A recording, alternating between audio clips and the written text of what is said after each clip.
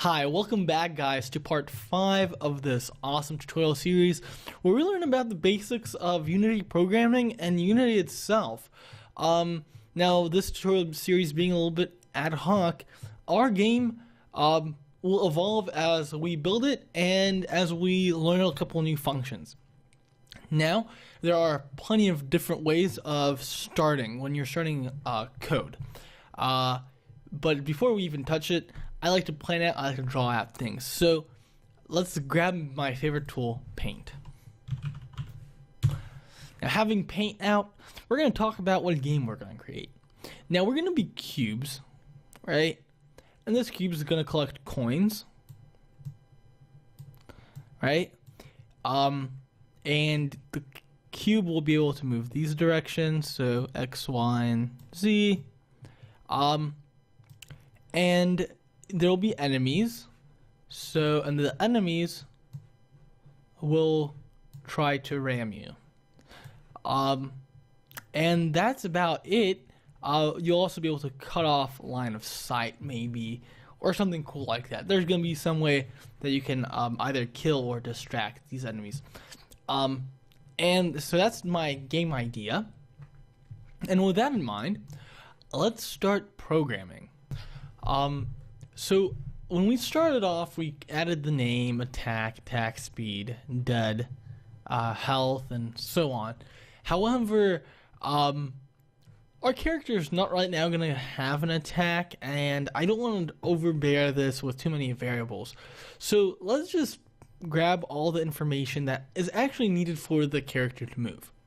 And we can keep int and health and dead and so on.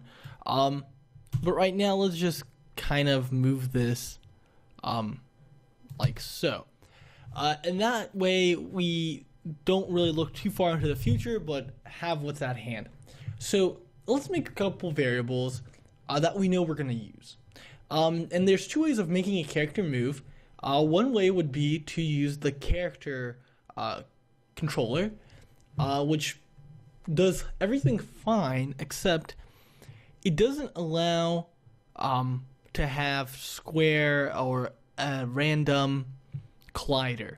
A character controller is a capsule collider, and that works, except our character is going to be a cube. And for the purpose of this video, I was thinking that we should create our own character controller, and that way we can learn a little bit more in depth about what's happening behind the character controller, as well as playing around with some variables of rigid body and so on. So let's get started. The first thing that we will want is probably for our character to move at a certain speed. So we're going to do a public, because we would want to edit this inside of the inspector. I don't know how we would call this. Maybe if the enemy sees you, you'll slow down. But we're not really going to call it from another script. We just want to see it in the inspector. So speed, and we're going to make it equal to 10. And then we're going to have gravity, how much it's going to be pushed down towards Earth. And so that's also going to be public. So maybe, there's a power up and you lose gravity. So let's just keep that into account, and let's make that public. And we can also adjust it if something's, wrong. And let's see, and let's do a max velocity change. Since we're using rigid body, we'll need to be able to accelerate from 0 to our speed, but we don't want to exceed a certain speed. So let's make that also public. Since we don't know what the sweet spot is, we're just going to make it everything equal to 10, float. And let's make this max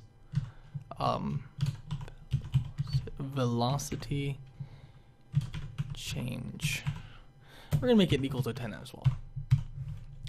Okay, now with that down, we have we're gonna hit save, and we're gonna go into Unity, and this is our little test scene, and we're gonna start making our scene, right? So we're gonna have game object, because we're gonna create some objects. Game object, 3D object, cube. And this is gonna be our ground. Let's go here, make it 100, and 100 here.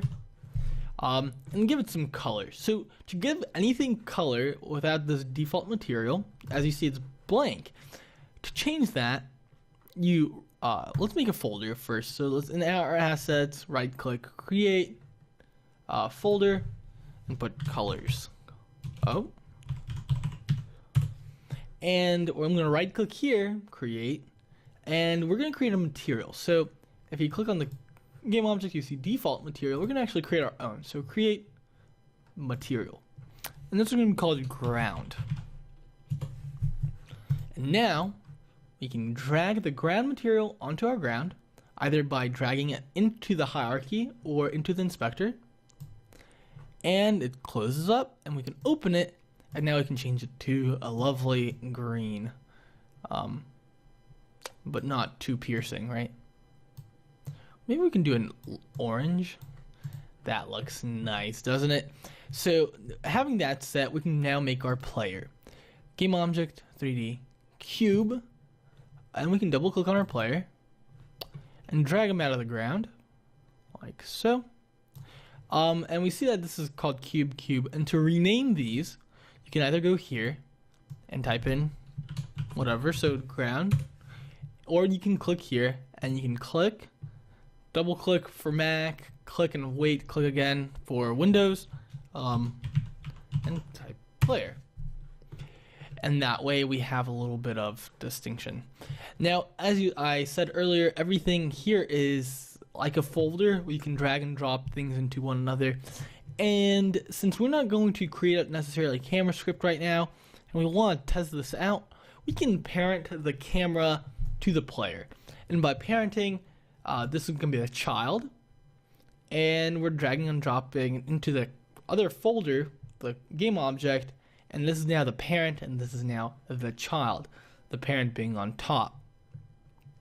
So now our camera's here. Now, how do we efficiently move this camera to our game object? Well, you do that by either trying to position it, but when it's too far away, you can just click on it and you see these X, Y, and Z. As you said, this is for, as I said earlier, it's for positioning at a certain point. And if you zero it out, it's 0, so it's in the center. It's at the 0 point relative to the parent object. So if I move the parent object, right, this is changing, but the main camera is staying at 0, and we want that. So now we have the camera here, but let's position it out. So we're going to move it here, move it up, out, maybe a little up, out, up, like so. Go into game view, just beautiful. We can move it up and we can hit the rotate key, and we can make it look down. And now we have a perfect view of what's in front of us, and we are ready to roll. Now in our player, let's assign the player script. And as you see, everything that is public is here, and our health is 0. And the reason why that is, and it's not some weird number, is undefined variables that are public are the default. And that works for the basic, it's not always true, but it works for booleans that are not set are equal to false in the inspector. They're public, and so on. So with that said, let's go to video 6, where we continue our tutorial and we actually start adding some functionality with these variables and with our scene setup.